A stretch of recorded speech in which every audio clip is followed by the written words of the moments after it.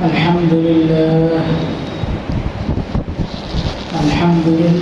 رب العالمين، والصلاة والسلام على سيد الأنبياء والمرسلين وعلى آله وأصحابه أجمعين. أما بعد، فقد قال الله تبارك وتعالى: أعوذ بالله من الشيطان الرجيم، بسم الله الرحمن الرحيم. سبحان الذي أسرى بعبده ليلا من المسجد الحرام إلى المسجد الأقصى الذي باركنا حوله لنريه من آياتنا إنه هو السميع البصير. صدق الله العظيم. حضرات گرامی، دوستوں اور بزرگوں،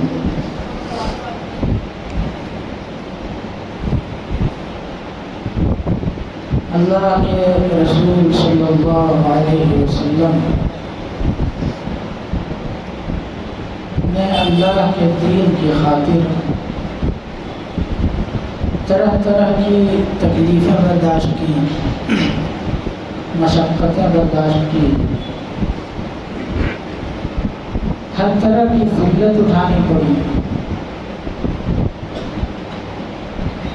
اور جب آدمی اللہ کے لیے بہت زیادہ ذلیل ہو جاتا ہے تو اللہ تعالیٰ اس کو وہ رفعت اور وہ بلندی عطا فرماتے ہیں جو اور کسی کا حصہ نہیں ہوتا. چونکہ رحمت عالم صلی اللہ علیہ وسلم طائف کے سفر میں جب گئے تھے اور وہاں کے لوگوں نے جس طرح آپ کے ساتھ ظلم کا معاملہ کیا اور پتھروں کی بارش کی، تو اللہ رب العزت نے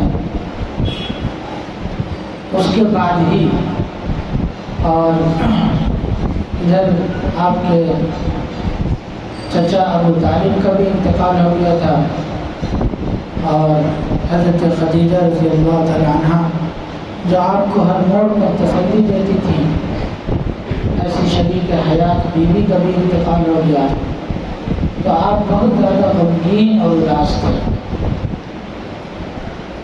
تو نبوت کے 10ویں سال، مہینہ طے نہیں ہے، تاریخ طے نہیں ہے، آپ صلی اللہ علیہ وسلم ایک مرتبہ ام ہانی رضی اللہ تعالی عنہ کے گھر لیٹے ہوئے تھے.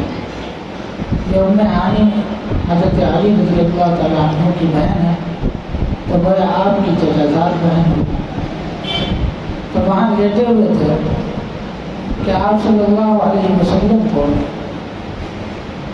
اوپر گھر کی چھت سے فرشتے آئے اور آپ صلی اللہ علیہ وسلم کو جگایا گیا. آپ کچھ نیند اور کچھ بیداری کی کیفیت میں تھے، اور ان فرشتوں نے حضور صلی اللہ علیہ وسلم کے سینے کو چاک کیا اور اس میں سے آپ کے دل کو نکالا، اور پھر زمزم کے پانی سے اس دل کو دھویا گیا. سونے کا ایک تشت تھا، اس میں ایمان، حکمت اور علم بھرا ہوا تھا. وہ علم، اس کے اندر ایمان اور حکمت اور علم کو اس دل میں منتقل کیا گیا، اور پھر اس کو دل میں رکھ کر کے، دل کو وہاں سینے میں رکھ کر کے بند کر دیا گیا. یہ آخری مرتبہ شق صدر کا واقعہ ہوا ہے. نبی میں 4 مرتبہ حضور صلی اللہ علیہ وسلم کے سینے کو چاک کیا گیا، یہ آخری تھا. اور پھر اس کے بعد اللہ کے رسول صلی اللہ علیہ وسلم کو حضرت جبریل نے براق پر سوار کرایا. یہ براق ایک سواری ہے جو خچر سے چھوٹا اور گدھے سے ذرا بڑا ہوتا ہے. یہ لفظ اصل میں برق سے بنا ہے، اور برق عربی میں بجلی کو کہتے ہیں.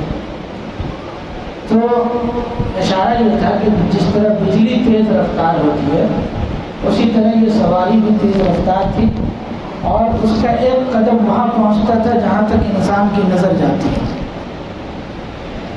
تو جب آپ صلی اللہ علیہ وسلم اس پر سوار ہوئے تو وہ شوخی کرنے لگا، شرارت کرنے لگا۔ حضرت جبریل نے اس جانور کو ڈانٹ کر کے کہا کہ تمہیں شرم آنی چاہیے، ان جیسے معزز اور مکرم انسان تیری پیٹھ پر آج تک سوار نہیں ہوئے۔ تو وہ شرم سے پانی پانی ہو گیا اور بالکل سیدھا ہو گیا۔ اس پر سوار کرا کر اللہ کے رسول صلی اللہ علیہ وسلم کو لے جایا گیا۔ پہنچے ایک مقام پر جہاں کھجوروں کے درخت زیادہ تھے، تو حضرت جبریل نے حضور صلی اللہ علیہ وسلم سے فرمایا کہ آپ یہاں اتر کر کے 2 رکعت نماز ادا کیجیے۔ جب آپ نے 2 رکعت نماز ادا کر لی تو حضرت جبریل نے پوچھا کہ آپ کو پتہ ہے کہ یہ کون سی جگہ ہے؟ فرمایا نہیں۔ تو فرمایا کہ یہ وہ جگہ ہے جہاں ہجرت کر کے آپ تشریف لائیں گے۔ تو ہجرت سے پہلے ہی معراج کا واقعہ پیش آیا۔ اچھا، یہ 3 مرحلے ہیں۔ پہلا سفر تو حضرت ام ہانی کے گھر سے بیت المقدس تک کا ہے۔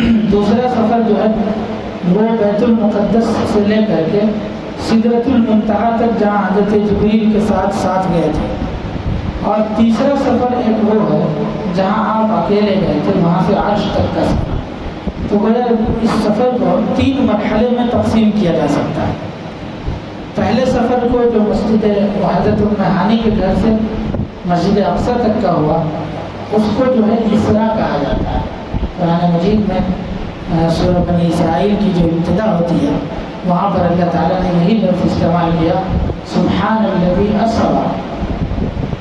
تو اسریٰ کے معنی آتے ہی ہیں رات میں سفر کرنے کے۔ تو یہ سفر ہوا۔ پھر یہ سفر اتنی تیز رفتاری کے ساتھ ہوا، قرآن مجید میں بیان کیا لیلا من المسجد الحرام، کہ یہ رات کے کچھ حصے میں ہوا، پوری رات میں بھی نہیں لگی، تھوڑا سا حصہ رات کا۔ اور احادیث میں اس کی تفصیل آتی ہے کہ جب اللہ کے رسول صلی اللہ علیہ وسلم معراج کے سفر میں تشریف لے گئے ہیں تو یہاں سے مسجد اقصیٰ، اور پھر مسجد اقصیٰ میں نبیوں کی امامت، اور وہاں سے آسمان کا سیر، اور پھر وہاں سے عرش تک کا سفر، اور سارے سفر سے واپس ہونے کے بعد جب آپ لوٹے ہیں تو دروازے کی جو زنجیر تھی وہ ہل رہی تھی، اور جس بستر پہ آپ آرام فرما رہے تھے وہ جسم کی حرارت اور بدن کی گرمی سے جو بستر گرم ہو جاتا ہے وہ ابھی تک گرم ہی تھا، اتنی جلدی واپس آ گیا۔ اب لوگوں کو اعتراض ہوتا ہے کہ اتنی جلدی کیسے واپس آ گیا، اور اتنا لمبا سفر اتنی جلدی کیسے پاسبل ہو گیا؟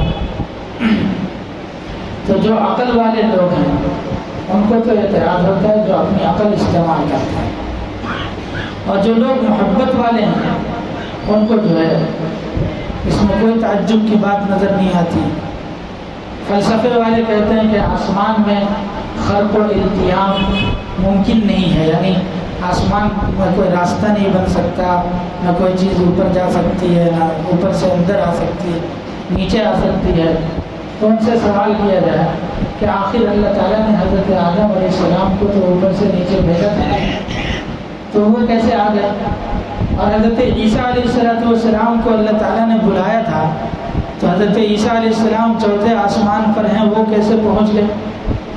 فرق اتنا ہے کہ کوئی اوپر سے نیچے آیا، وہ نیچے سے اوپر نہیں گیا، کوئی نیچے سے اوپر گئے، اوپر سے نیچے نہیں آئے۔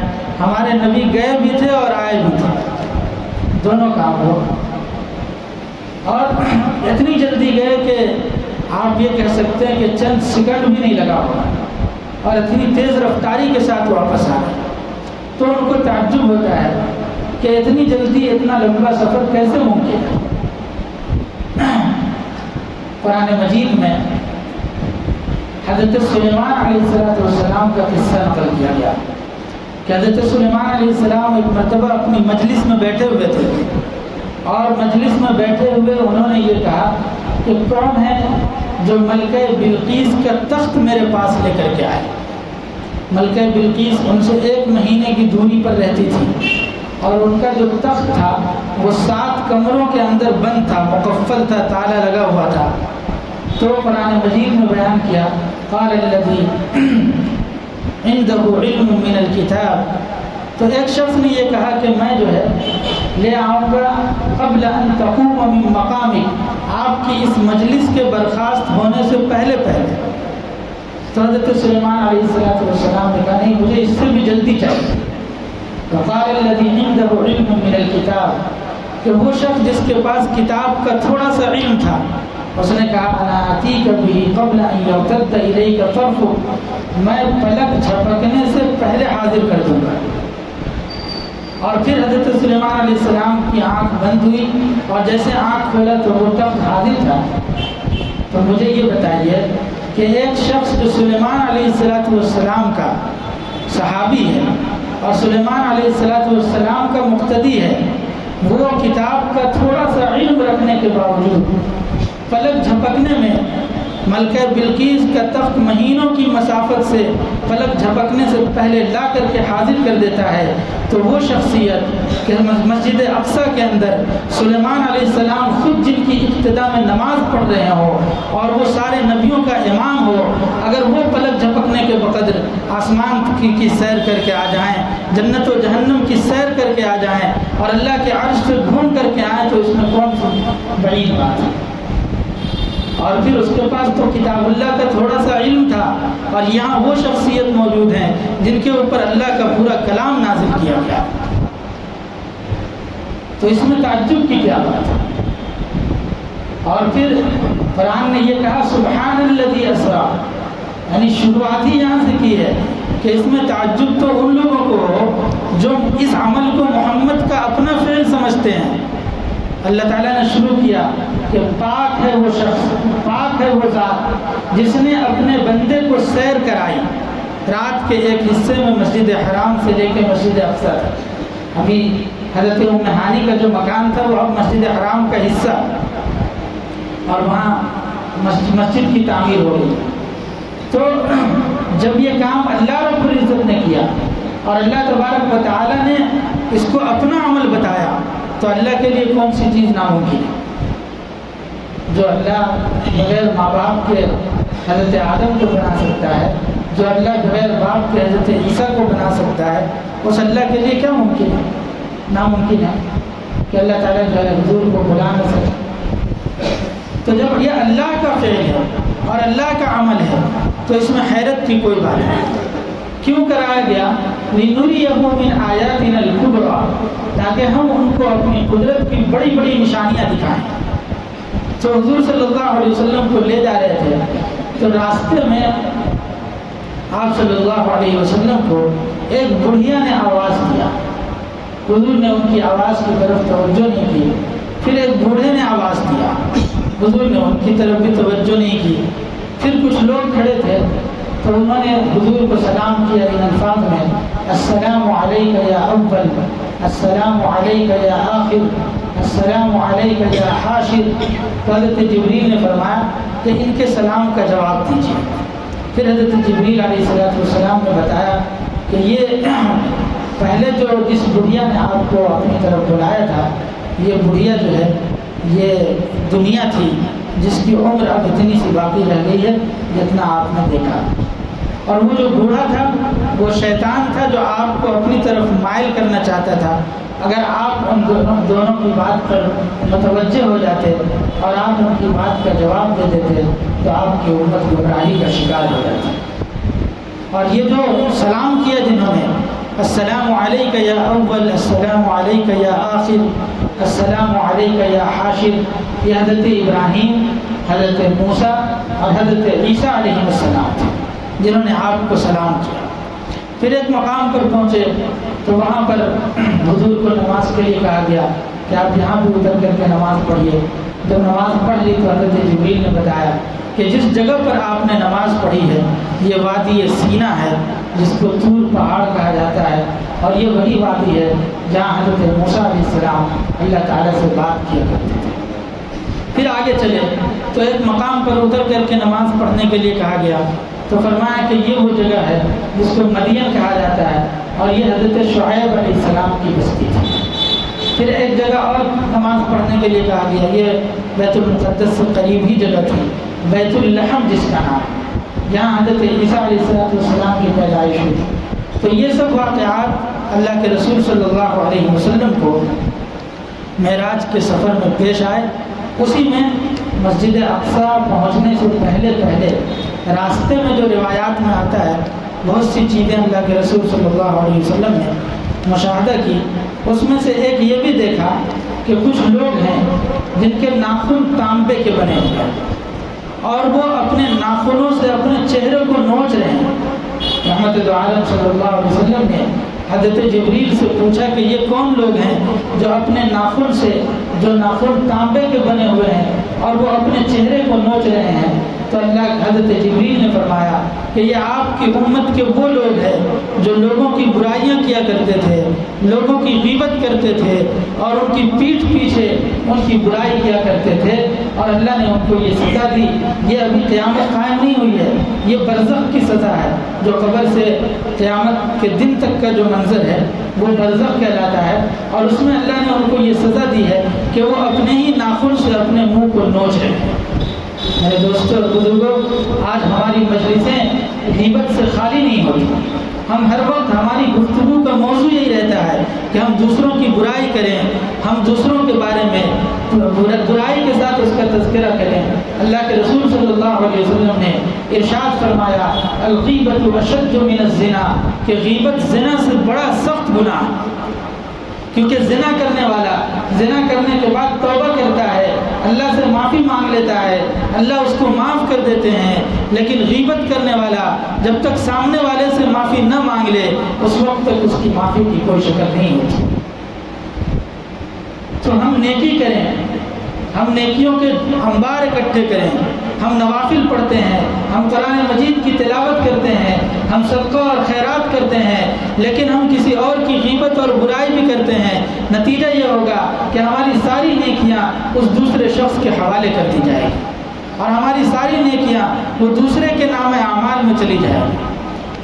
اللہ کے رسول صلی اللہ علیہ وسلم نے ایک دفعہ صحابہ سے پوچھا، اتدرون من المفلس، میرے صحابہ تم جانتے ہو کہ مفلس کون شخص ہے، غریب کون ہے، فقیر کون ہے؟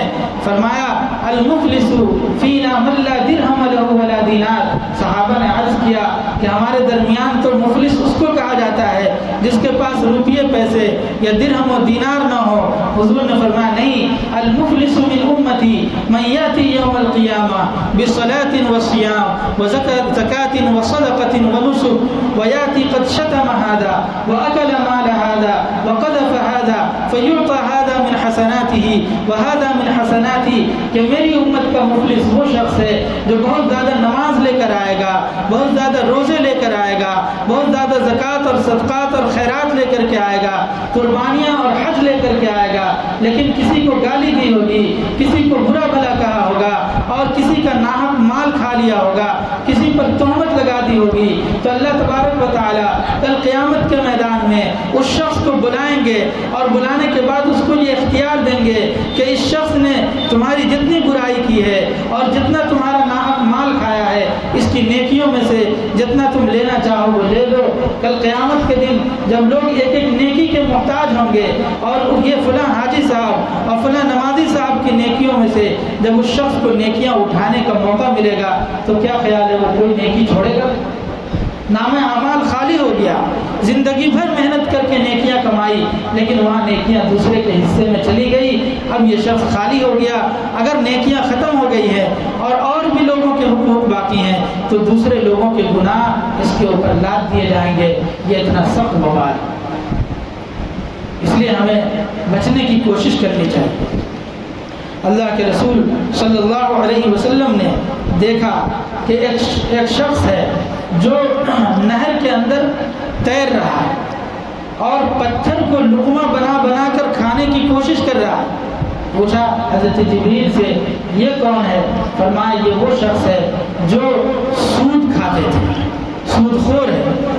میرے دوستوں اور بزرگوں، سود جتنا بڑا گناہ قرآن مجید میں اور کوئی دوسرے گناہ کا تذکرہ نہیں ہوا شرک کے بعد، اتنا بڑا گناہ ہے، کیونکہ قرآن مجید میں سود کے بارے میں اللہ کی طرف سے یہ اعلان کیا گیا فَإِن لَّمْ تَفْعَلُوا فَأْذَنُوا بِحَرْبٍ مِّنَ اللَّهِ وَرَسُولِهِ کہ اگر تم سود سے باز نہیں آتے ہو تو سمجھ لو کہ تم اللہ اور اس کے رسول سے جنگ کے لیے تیار ہو جاؤ۔ اللہ سے جنگ معمولی سمجھتے ہیں آپ؟ کون ہے جو جیت پائے گا؟ نمرود نہیں جیت سکا، فرعون نہیں جیت سکا، بڑے بڑے طاقتور لوگ آئے اور ایسے لوگ جن کے قد کھجوروں کے درختوں کے برابر ہوا کرتے تھے اور جو اپنے ناخنوں سے پہاڑوں کو اندر تراش کر کے بڑے بڑے گھر بنا لیا کرتے تھے، وہ لوگ اللہ سے نہیں جیت سکے، تو کیا ہم اور آپ اللہ کا مقابلہ کر پائیں گے؟ اور جب اللہ اور اس کے رسول خود جنگ پر آ جائیں تو بربادی اور ذلت ہمارا مقدر نہیں ہوگی تو کیا ہوگا؟ ایک حدیث میں اللہ کے رسول صلی اللہ علیہ وسلم نے ارشاد فرمایا سود کے 73 درجے ہیں اور سب سے ادنا درجہ اور کم سے کم درجہ گناہ کا یہ ہے کہ ایک انسان اپنی ماں کے ساتھ 36 مرتبہ زنا کرے۔ کون بد نصیب ہوگا اور کون بدبخت ہوگا جو اس عمل کو جائز سمجھتا ہوگا؟ دن اور رات بے حیائی اور برائی میں مبتلا رہنے والے لوگ بھی اس عمل کو اتنا قبیح اور مکروہ سمجھتے ہیں اور حرام اور ناجائز سمجھتے ہیں کہ اس کا خیال بھی اپنے دل میں نہیں لاتے۔ پھر کیا وجہ ہے کہ لوگ دھڑلے سے سود خوری میں مبتلا ہیں؟ اللہ کے رسول صلی اللہ علیہ وسلم آگے چلے، چلتے ہوئے حضور صلی اللہ علیہ وسلم نے کچھ لوگوں کو دیکھا کہ ان کی شرمگاہ پر چیتھڑے پڑے ہوئے ہیں، آگے اور پیچھے معمولی سا کپڑا ہے اور اس سے زیادہ کپڑا نہیں ہے، اس کو معمولی چھپانے کی کوشش کر رہے ہیں اور اونٹ اور بیل کی طرح چل رہے ہیں اور ذلیل اور زقوم کو کھا رہے ہیں۔ جہنم کے کانٹے اور جہنم کے پتھر ہیں جس کو وہ کھانے کی کوشش کر رہے تھے۔ حضور صلی اللہ علیہ وسلم نے پوچھا کہ جبریل یہ کون لوگ ہیں؟ فرمایا آپ کی امت کے وہ لوگ جو اپنے مال کی زکوٰۃ ادا نہیں کرتے۔ میرے دوستوں، اللہ کے رسول صلی اللہ علیہ معراج کے موقع پر اور معراج کی تاریخ کے موقع پر آپ عرس کر لیں، حضور کی سیرت کا تذکرہ کر لیں اور ڈھول اور تماشا کر کے کھانا کھا لیں، یہ مقصد نہیں ہے۔ آپ ان واقعات کو سنیں اور اس کی روشنی میں اپنے آپ کو پیش کریں اور پھر اس کے مطابق اپنی زندگی کو سنوارنے کی کوشش کریں، یہ اصل معراج کا پیغام ہے۔ اگر ہم مال کی زکوٰۃ ادا نہیں کرتے تو ہمارا یہ انجام اور یہ حشر ہونے والا ہے۔ جس مال کو بچا بچا کے رکھتے ہیں، جس مال کے ساتھ بخل کرتے ہیں، خود بھی خرچ نہیں کرتے اور اللہ کے کمزور اور بے بس بندوں پر خرچ نہیں کرتے، تو وہ مال ہم کیا کریں گے؟ کل قیامت کے دن اسی مال کو اژدہا بنا کر کے اور بڑا سا سانپ بنا کر کے گلے کا توق بنا دیا جائے گا اور وہی اژدہا اور وہی مال آپ کو ڈسے گا اور وہ جہنم تک پہنچانے کا ذریعہ اور سبب بنے گا۔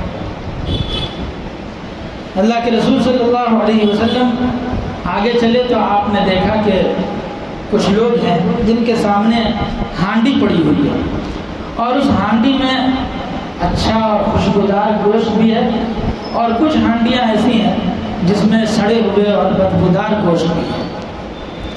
تو وہ اچھے اور خوشبودار گوشت کو چھوڑ کر کے سڑے ہوئے اور بدبودار گوشت کو کھا رہے ہیں۔ تو حضور صلی اللہ علیہ وسلم نے پوچھا کہ جبریل یہ کون لوگ ہیں؟ فرمایا کہ یہ آپ کی امت کے وہ لوگ ہیں جن کے پاس پاکیزہ اور حلال بیویاں گھروں میں موجود تھی، اس کے باوجود یہ بازاری عورتوں کے ساتھ رات گزارا کرتے تھے اور ان کے ساتھ زنا کیا کرتے تھے۔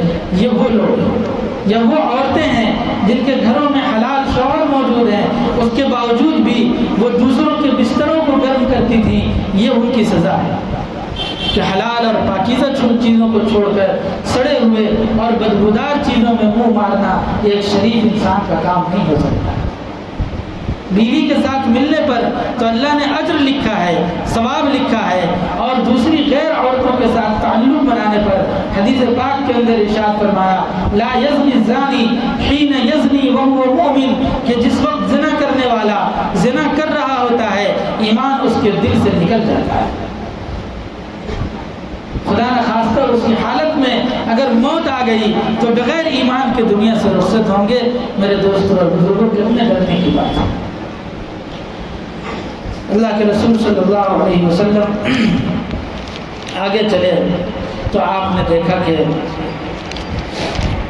لکڑی ہے راستے میں، اور اس لکڑی کانٹے دار لکڑی ہے، جو بھی کپڑا یا کوئی بھی چیز کو اس لکڑی سے لگتی ہے تو وہ لکڑی اس کپڑے کو یا اس چیز کو پھاڑ ڈالتی ہے۔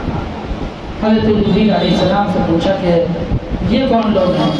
تو فرمایا حضرت جبریل نے کہ یہ آپ کی امت کے وہ لوگ ہیں جو سڑکوں پر چھپ کر بیٹھا کرتے تھے اور چلنے والوں کا مال لوٹ لیا کرتے تھے، ڈاکہ ڈالتے تھے، یہ وہ لوگ ہیں۔ تو اس طرح اللہ کے رسول صلی اللہ علیہ وسلم کو اللہ کی قدرت کی نشانیاں دکھائی گئی، اور پھر حضور صلی اللہ علیہ وسلم نے یہ دیکھا کہ ایک شخص ہے، اس کے سر کے اوپر لکڑیوں کا بڑا گٹھر ہے اور اتنا وزنی ہے کہ وہ اس کو اٹھا نہیں پا رہا، لیکن اس کے باوجود وہ بڑی مشقت سے اور بڑی تکلیف سے مزید اور لکڑیاں چن چن کر کے وہ اپنے گٹھر میں اور بڑھاتا جا رہا ہے۔ محمد عالم صلی اللہ علیہ وسلم نے جب پوچھا حضرت جبریل سے کہ جبریل یہ کون لوگ ہیں، تو حضرت جبریل علیہ السلام نے یہ ارشاد فرمایا کہ یہ آپ کی امت کا وہ شخص ہے جس کے پاس لوگ اپنی امانتیں رکھتے تھے اور اس کو امین اور نیک سمجھ کر کے اپنی امانتوں کا بار اس نے اکٹھا کیا، لیکن اس امانت کی حفاظت نہیں کر سکے، اس امانت میں انہوں نے خیانت کیا، اور پھر بھی دل کی چاہت اور طلب یہ ہے کہ مزید اور امانتیں میرے اوپر رکھی جائیں، اور تاکہ اس کا بوجھ مزید اپنے سر کے اوپر ڈال لیا جائے، اور یہ شخص جو ہے اس طرح مشقت کے ساتھ زندگی گزار رہا ہے۔ حضور ایک حدیث میں اللہ کے رسول صلی اللہ علیہ وسلم نے یہ ارشاد فرمایا کہ کل قیامت کے دن جس شخص نے لوگوں کی امانتیں کھائی ہوں گی اور لوگوں کے حقوق ضائع کیے ہوں گے، اس شخص کو کل قیامت کے دن یہ کہا جائے گا کہ جن جن لوگوں کی امانتیں تم نے اپنے پاس رکھی ہوئی تھی وہ ساری امانتیں ایک جگہ رکھی ہوئی ہیں، وہاں سے لا کر کے اگر تم ان کو دے دو گے تو تم جو ہے بچ سکتے ہو اور جنت میں جا سکتے ہو۔ پوچھا جائے گا کہ وہ امانتیں کہاں رکھی ہوئی ہیں، تو بتایا جائے گا کہ جہنم کے بالکل آخری حصے میں جہاں تہ ہوتی ہے جہنم کی، وہاں پر رکھا ہوا ہے۔ حضور کی زندگی میں ایک مرتبہ صحابہ کرام بیٹھے ہوئے تھے اور ایک دھماکے کی آواز آئی، تو حضور نے اپنے صحابہ سے پوچھا کہ جانتے ہو یہ دھماکے کی آواز کیسی تھی؟ صحابہ نے لا علمی ظاہر کی، تو حضور نے فرمایا آج سے 70 سال پہلے، 70 برس پہلے جہنم کے منہ کے اوپر ایک پتھر کو چھوڑا گیا تھا، اور آج 70 سال کے بعد وہ جہنم کے اندر گہرائی میں جا کر کے گرا ہے۔ یہ اس کی آواز ہے جو جہنم اتنی گہری ہو اور پھر اس کے اندر پتھر کو گرنے میں 70 سال لگے، اس کی بالکل تہ میں وہ امانتیں رکھی ہوئی ہوں گی۔ وہ آدمی جائے گا اور جہنم کی تہ تک پہنچے گا، ان امانتوں کو لے کر کے جب وہ واپس آنے لگے گا تو جہنم کے منہ پر جب پہنچے گا اس کے پیر پھسل جائیں گے، پھر دوبارہ گرے گا اور پھر وہ اندر تک جائے گا، پھر ان امانتوں کو لے کر آئے گا، پھر وہ کنارے تک پہنچنے کی کوشش کرے گا، تو پھر وہ جہنم کی تہ میں گرتا چلا جائے گا۔ میرے دوستوں اور بزرگوں، اگر دنیا کے بھی 70 سال مان لیے جائیں تو 70 سال جانے میں اور 70 سال آنے میں لگ رہے ہیں۔ 140 سال کا یہ فاصلہ کوئی معمولی لگتا ہے کہ جس کو برداشت کرنے کی ہمارے اندر طاقت ہو۔ اس لیے قرآن مجید میں اللہ رب العزت نے فرمایا فما اصبرهم علی النار، کہ لوگوں کا حوصلہ کتنا بلند ہے اور لوگ جہنم کو برداشت کرنے کے سلسلے میں کس قدر ہمت دکھا رہے ہیں، جیسے لگتا ہو کہ جہنم کی آگ کو اور اس کی سزا کو برداشت کرنا بالکل معمولی بات ہے۔ یہ عجائبات قدرت اللہ کے رسول صلی اللہ علیہ وسلم کو معراج کے سفر میں دکھائے گئے۔ اس میں سے حضور نے یہ بھی دیکھا کہ کچھ لوگ ہیں جو کھیتی کرتے ہیں اور اسی دن بیج ڈالتے ہیں اور وہ بیج بن کر کے تیار ہو جاتی ہے فصل، پھر کاٹ لیتے ہیں، پھر وہ اسی طرح سے تیار ہو جاتی ہے۔ پوچھا یہ کون لوگ ہیں؟ فرمایا یہ آپ کی امت کے وہ لوگ ہیں جو اللہ کے راستے میں جہاد کرتے تھے اور اس میں مال خرچ کرتے تھے، اور پھر اس مال خرچ کرنے کے نتیجے میں اللہ تعالیٰ ان کی ایک نیکی کو 700 نیکیوں کے برابر کر دیتا تھا، اور پھر جتنا وہ خرچ کرتے تھے دنیا میں ہی اس کا نعم البدل اللہ کو عطا فرما دیا جاتا تھا۔ میرے دوستو، اللہ کے رسول صلی اللہ علیہ وسلم کا گزر ایسے لوگوں پر بھی ہوا کہ حضور نے دیکھا کہ ایک پتھر ہے اور اس کے اوپر ایک شخص کا سر رکھا ہوا، اور آپ جو ہے دیکھتے ہیں کہ ایک فرشتہ ہے اور وہ پتھر سے اس کے سر کے اوپر مار رہا، جس کی وجہ سے اس کا سر بالکل کچل جاتا ہے، اور پھر وہ پتھر لڑھک کر کے جب دور جاتا ہے، وہ فرشتہ وہ پتھر لانے کے لیے جاتا ہے، تب تک اس کا پتھر بالکل سر جو ہے وہ بالکل صحیح ہو جاتا ہے، پھر دوبارہ اس کے سر پہ مارا جاتا ہے اور پھر اس کا سر ریزہ ریزہ ہو جاتا ہے، اور پھر لڑھک کر کے وہ پتھر دور جاتا ہے، پھر وہ لے کر کے آتے ہیں، پھر مارتے ہیں۔ حضور نے پوچھا یہ کون لوگ ہیں؟ تو حضور صلی اللہ علیہ وسلم کو حضرت جبریل نے فرمایا یہ آپ کی امت کے وہ لوگ ہیں جو فرض نماز چھوڑ کر کے کاہلی کرتے تھے اور سستی کرتے تھے اور فرض نماز کی میں کوتاہی کیا کرتا تھا۔ میرے دوستوں اور بزرگوں، آج جمعہ کا دن ہے، آپ لوگ اتنی تعداد میں آئے ہوئے ہیں کہ مسجدیں بھری ہوئی ہیں، اوپر سے نیچے تک جگہ خالی نہیں ہے۔ کیا صرف جمعہ کی نماز اللہ نے فرض کی ہے؟ باقی 5 نمازیں اللہ نے فرض نہیں کی ہے؟ کیا صرف جمعہ کے دن ہم کھانا کھاتے ہیں؟ جمعہ کے دن اللہ کی نعمتوں کا استعمال کرتے ہیں؟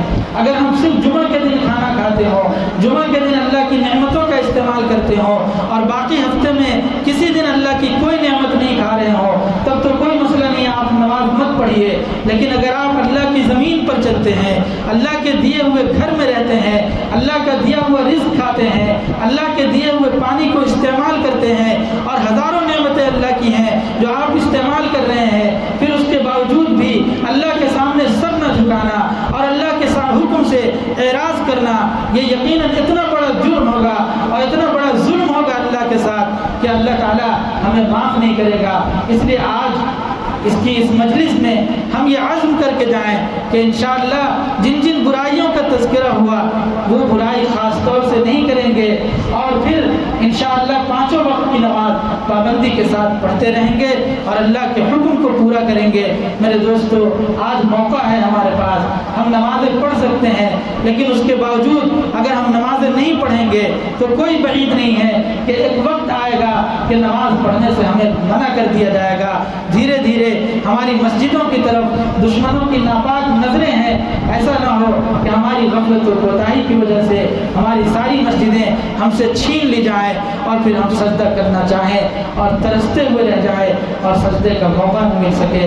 اللہ وہ برا دن ہم سب پر نہ لائے اور مسلمانوں کو اپنی شان و شوکت کے ساتھ اپنے دین پر عمل کرنے کی توفیق عطا فرمائے۔ وآخر دعوانا ان الحمد للہ رب العالمین۔